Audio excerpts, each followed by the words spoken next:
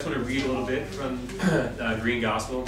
The main character is Edie, and she's, we're going to pick up here, she's sort of ingratiated herself into this small town in central Florida. She's on the run when we meet her, and she sort of falls in with this sort of mega church. Gets taken in by this community. In the process, she gets sort of bullied into taking part in the Christmas pageant, and which is, and in this case, a gigantic, like 3-story high fiber optic Christmas tree, where the choir members like fill it every Sunday and they sing from this fiber optic Christmas tree. And there's blinking lights, it's fantastic. And so she's been convinced that to take what's called the Star of Bethlehem position, which is front and center, top of the tree. And so she's into this now. And the story kind of picks up as she's kind of thinking about what it's like she sort of has come to Florida from somewhere else far away, and it's different down there. This time of year is different in Florida than where she's from. So this story you kind of pick up as she's thinking about the differences between her home and where she is now. And then we kind of move on into the pageant, and everyone should hopefully leave with a nice holiday spirit. You know, so I thought it was very appropriate for this time of year. So, all right, so this is Edie kind of giving some thought to the holiday season in Central Florida. Already, the harvest festival has passed. The town is swept along by a quick succession of holidays. Poinsettias and garland replace pumpkins and gourds, the suggestion of lonely autumn, a certain melancholy. She feels this even here, where no leaves cover the ground, and there is no wind to strip the trees, and no boxes of winter clothes to drag up from basements. There aren't any basements. And yet she notices all around her, despite the sun-drenched days, a ritualistic adherence to the changing seasons, when a note of cool air blows down from the north, slipping perhaps from a suitcase carried by a retiree, of which several thousand seem to one day appear, tripling Arcadia's population, to hang Christmas lights from eaves and street lamps, to play carols on radios in every store, to carry on with the rituals of holiday, rituals still upheld in northern cities, but that here somehow lose their frame of reference.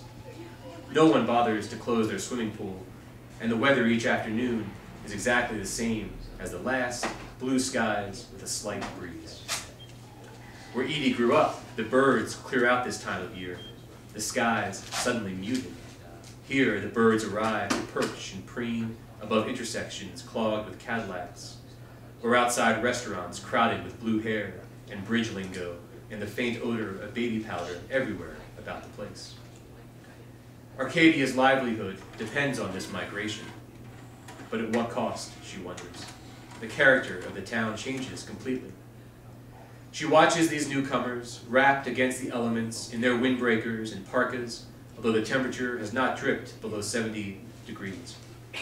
She believes they are waiting for something, just as her own generation waits in bus corrals or subway platforms, a generation raised to wait in line at music venues, sitting on the sidewalk, on the ground waiting like birds before a storm, a generation raised to wait in traffic jams or elevators, and so waits for everything else, for some notion of what to do with their lives.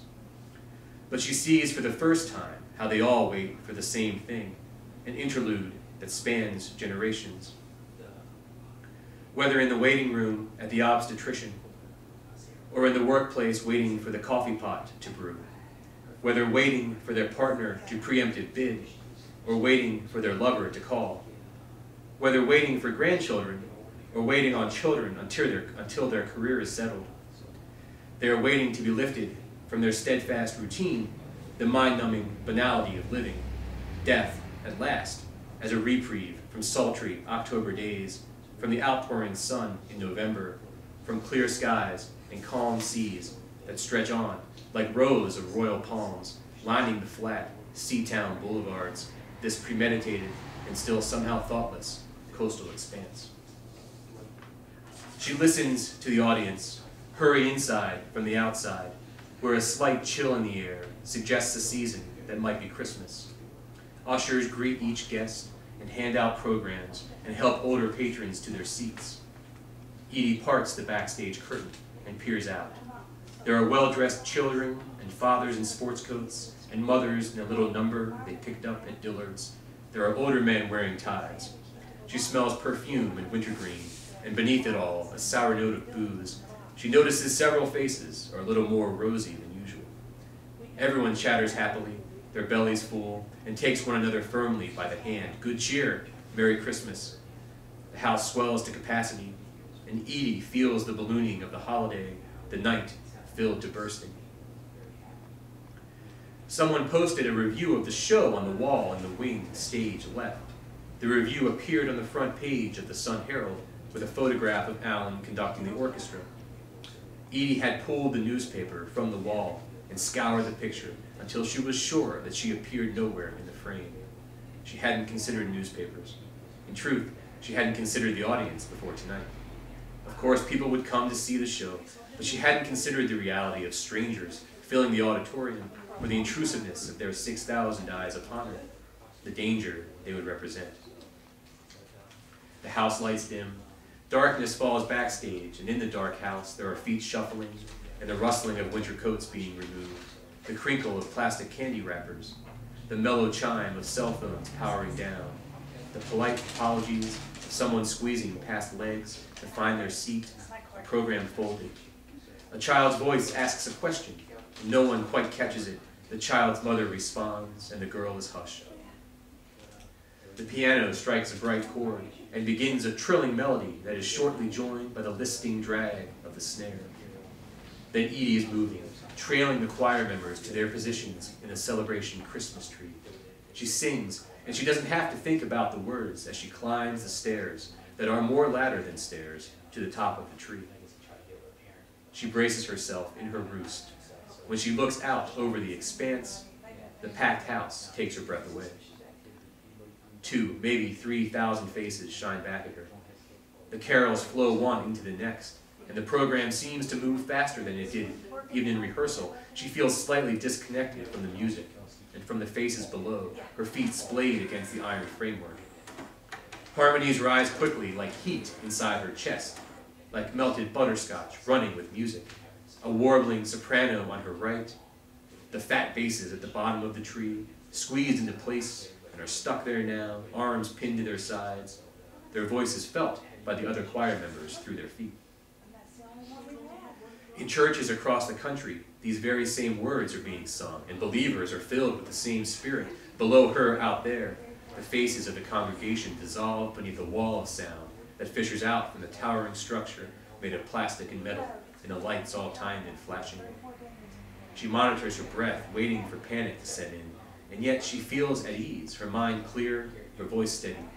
If she feels disconnected from the service, from the music and from her hands that grip the rail, she also feels disconnected from her past. There is only her present self astride the top of a fiber-optic Christmas tree, where there is no chance of falling, and thousands of eyes staring up at her do not bother her at all. Tableau enters stage right, a girl dressed as Mary and her husband Joseph trailing. They pantomime. The boy looks out to the audience, shielding his eyes, and the girl takes him by the hand, perfectly on cue. Shepherds enter, carrying plastic sheep. Behind them, wise men with swirling patterned robes and ornate turbans. Children dressed as animals filter in. Mary is suddenly holding a baby doll and rocking it in her arms. The back of the auditorium is lined with red, unblinking eyes. Parents filming footage that will be played again at high school graduations, at rehearsal dinners, at retirement parties, and at random intervals throughout their children's lives, shown to a new girlfriend brought home from college, or watched alone in their children's adult lives, awed by the child they were, and wistful for the simplicity of that faith. The stage falls dark, and a clattering of bass keys is followed by an elongated blast from the trumpet. The music swells, and Edie feels the heat of the spotlight on her face. She hears the spotlights thrum. The manger scene gazes up at her.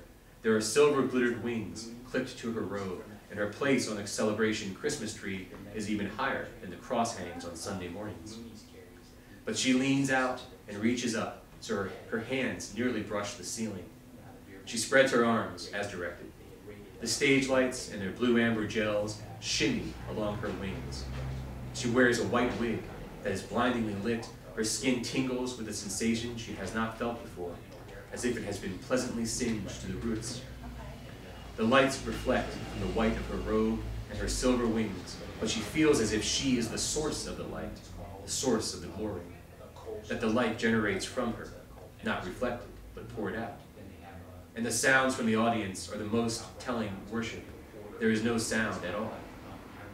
The angel Gabriel hovers above the creche. The music lowers and drains into a flourishing decrescendo. Do not be afraid, she says. I am bringing you good news of great joy for all the people. That's it. Thanks, guys.